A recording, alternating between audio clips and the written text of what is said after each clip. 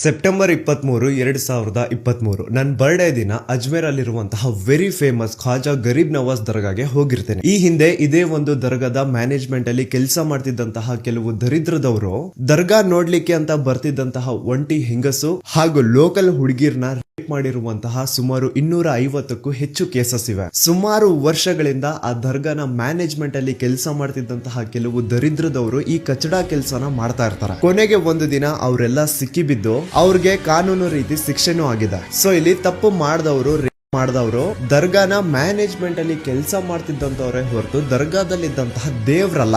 ದೇವ್ರಿಗೂ ಈ ಪ್ರಕರಣಕ್ಕೂ ಸಂಬಂಧನೇ ಇಲ್ಲ. ಆ ದರ್ಗಾದಲ್ಲಿ ಯಾವುದೋ ಒಂದು ರೂಪದಲ್ಲಿ ದೇವ್ರು ಇದಾನೆ ಅಂತಾನೆ ಆ ದರಿದ್ರದವರು ಮಾಡ್ತಿದ್ದಂತಹ ಕಚಡಾ ಕೆಲಸ ಹೊರಗೆ ಬಂದು ಅವ್ರಿಗೆ ಶಿಕ್ಷೆ ಸಿಕ್ಕಿದ್ದು. ಸೊ ಭಕ್ತಿಗೂ ಕ್ರಿಮಿನಲ್ಸ್ಗೂ ವ್ಯತ್ಯಾಸ ಇದೆ. ಈ ವ್ಯತ್ಯಾಸ ತಿಳಿದವರು ದರ್ಗಾ ಹೋಗ್ತಾರೆ. ಸಮೀರು ಹೋಗ್ತಾನೆ, ಈ ದೇಶದ ಪ್ರಧಾನಿನೂ ಹೋಗ್ತಾರೆ. ಅದ್ರಲ್ಲಿ ಏನ್ ತಪ್ಪಿದೆ? ಆದ್ರೆ ಕೆಲವು ಆಲ್ತು ಫಾಲ್ತುಗಳಿಗೆ ಮುಖದಲ್ಲಿ ಕೀರ್ತಿನೇ ಇಲ್ದೇ ಇರೋರ್ಗೆ ಇಷ್ಟು ಸಿಂಪಲ್ ವಿಷಯನೂ ಅರ್ಥ ಆಗಲ್ಲ. ಸಮೀರ್ ಎಂಡಿನ ಒಬ್ಬ ಆಂಟಿ ಹಿಂದೂ ತರ ತೋರಿಸ್ಲಿಕ್ಕೆ ಸುಮಾರು ಪ್ರಯತ್ನ ಪಡ್ತಾ ಇದಾರೆ, ಆದ್ರೆ ಯಾವ್ದು ವರ್ಕ್ ಆಗ್ತಿಲ್ಲ. ಹೌದು, ನಾನು 2 ವರ್ಷದ ಹಿಂದೆ ಅಜ್ಮೇರ್ ಅಲ್ಲಿರುವಂತಹ ಖ್ವಾಜಾ ಗರೀಬ್ ನವಾಜ್ ದರ್ಗಾಗೆ ಹೋಗಿದ್ದೆ. ಅದ್ರ ಹಿಂದಿನ ವರ್ಷ ಧರ್ಮಸ್ಥಳದಲ್ಲಿರುವಂತಹ ಶ್ರೀ ಮಂಜುನಾಥ ಸ್ವಾಮಿ ದೇವಸ್ಥಾನಕ್ಕೂ ಹೋಗಿದ್ದೆ. ಅದನ್ನು ಅಚ್ಚುಕಟ್ಟಾಗಿ ಹಿಂದೂ ಸಂಪ್ರದಾಯಕ್ಕೆ ಗೌರವ ಕೊಡ್ತಾ ಪಂಚೆ ಕಟ್ಕೊಂಡು ಹೋಗಿದ್ದೀನಿ. ಅಂಡ್ ಮೇ ಬಿ ಆಗ್ಲೇ ಮಂಜುನಾಥ ದೇವರು ನನಗೆ ಆಶೀರ್ವಾದ ಕೊಟ್ಟು ನಾನಿವತ್ತು ದೂತ ಸಮೀರ್ ಎಂಡಿ ಆಗಿ ನಿಮ್ ಮುಂದೆ ಕೂತಿದ್ದೀನಿ. ನೋಡಿ, ನಮ್ ಹೋರಾಟ ಏನಿದ್ರು ಆ ನಕಲಿ ದೇವ ಮಾನವನ ವಿರುದ್ಧ ಹೊರತು ಧರ್ಮಸ್ಥಳದಲ್ಲಿರುವಂತಹ ಶ್ರೀ ಮಂಜುನಾಥ ಸ್ವಾಮಿ ದೇವಸ್ಥಾನಕ್ಕೂ ಇದಕ್ಕೂ ಸಂಬಂಧನೇ ಇಲ್ಲ.